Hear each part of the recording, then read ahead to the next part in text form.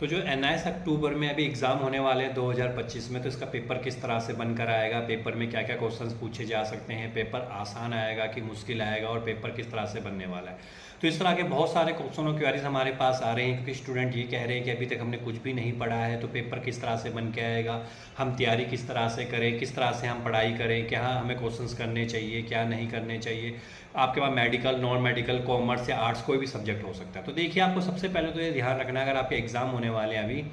अभी तक अगर आपने कुछ भी नहीं पढ़ा है, तो अब आप पूरा सिलेबस मत करिए। अब आपके पास एक ही मौका है कि आप सिंपल चलिए। जितने आपको पहले पता होना चाहिए कि 60% जो सिलेबस होता है वो आपको करना होता है, और 40% सिलेबस आपका कट हो चुका होता है। कई स्टूडेंट को ये भी नहीं पता होगा। तो आपको करना क्या है, जो एनआईएस की ऑफिशियल वेबसाइट है, वैसे आपको मिल जाता है ये,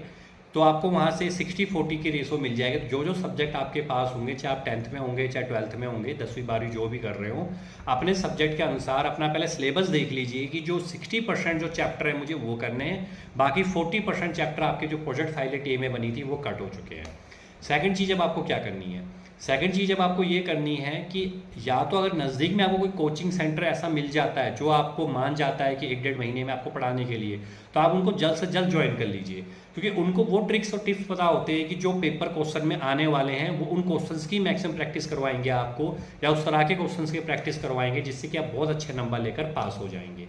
थर्ड चीज़, अगर आप इतना भी नहीं कर सकते तो कोशिश ये करिए जो पिछले साल के अभी 2-3 साल के पेपर हैं उन पेपरों को करने की कोशिश करें। आज के टाइम पे चैट जीपीटी तो बहुत चल रहा है, तो चैट जीपीटी से देख के आप उन पेपरों को कर लीजिए, उनको सोल्व कर लीजिए, जिससे कि आपको मेथड पता लग जाएगा कि पेपर मुझे किस तरह से करना है। तो ये पूरा तरीका है इस बार का अक्टूबर 2025 के लिए। अगर आप इन चीज़ों को ध्यान रखते हुए चलेंगे तो आप बहुत अच्छे नंबर लेकर पास हो जाएंगे।